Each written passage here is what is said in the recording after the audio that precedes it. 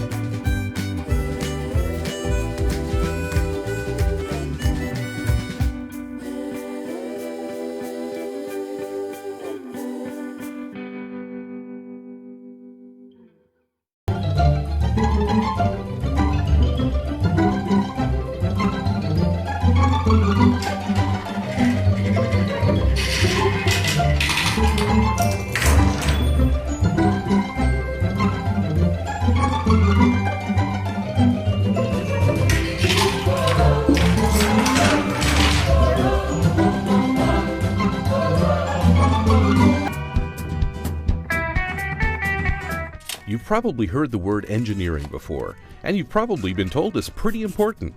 But what exactly is engineering, and who exactly is an engineer? Engineers are people who design and build things that we use every day. However, they don't just go building the first thing that comes to mind. They work hard to make something we need, and they want to do a good job of it. So how do engineers decide what they need to build? Well, in most cases, they start with a question.